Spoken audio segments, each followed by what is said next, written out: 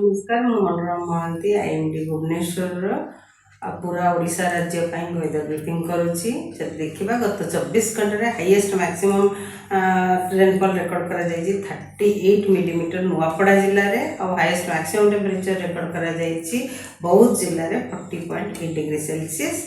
आगामी 7 दिन जो फोरकास्ट रही आगामी 7 दिन पर्यंत वर्षा हल्का मध्यम धरण वर्षा सहित बिजुली घड़घड़ी भी रही संभावना रही। आगामी 24 घंटा राज्य में अनेक स्थान में हल्का मध्यम धरण वर्षा होगा सहित बिजुली घड़घड़ी कुआपथर वर्षा ता सहित झटका पवन 50 ରୁ 60 किलोमीटर पर आवर आउ गोटे कि दुईटा स्थान में प्रबल वर्षा होगार संभावना रही। मयूरभंज केउंझर बालेश्वर भद्रक अनुगुल नयागढ़ गंजाम गजपति कोरापुट जिले में आउ प्रबल वर्षा गोटे कि दुईटा स्थान में होगार संभावना रही। भी रायगढ़ और मालकानगिरी जिले में ता सहित यही जिला गुड़ी को ऑरेंज वार्निंग दि जाइए और येलो वार्निंग दि जाइए जोटारे कि वर्षा सहित बिजुली घड़घड़ी झटका पवन 40 ରୁ 50 किलोमीटर प्रति घंटा रही संभावना रही। जमीक केन्द्रापड़ा जगतसिंहपुर जाजपुर ढेंकानाल कटक खोर्धा पुरी सुंदरगढ़ झारसुगुड़ा बरगढ़ संबलपुर बौद्ध कंधमाल कलाहांडी और नवरंगपुर जिले में काली 16 तारीख भी अनेक स्थान में हल्का मध्यम धरण वर्षा रही संभावना रही।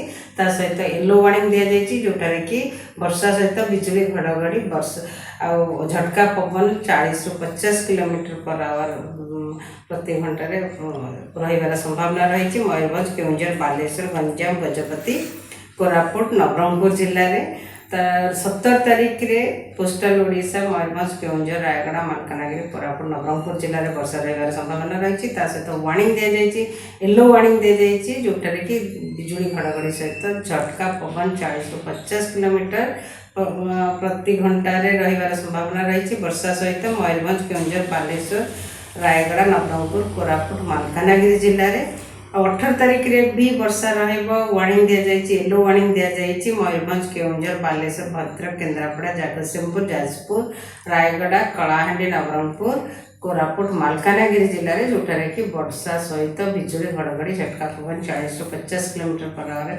रही संभावना रही। 19 तारीख रे मध्य वर्षा सहित बिजुली घड़घड़ी झटका पवन 40 ରୁ 50 किलोमीटर पर आवर रही संभावना रही।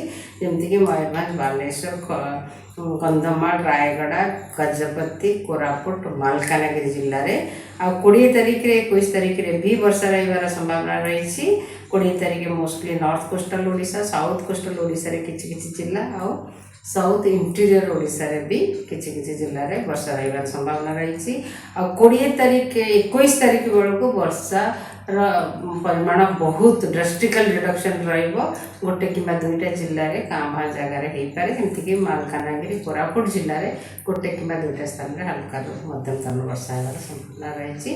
तापमात्रा विशेष परिवर्तन होबार संभावना नहीं mostly normal to below normal वर्तमान तापमात्रा रही मैक्सिमम टेम्परेचर और इम्यूनिटी भी कंटिन्यू कर। नमस्कार।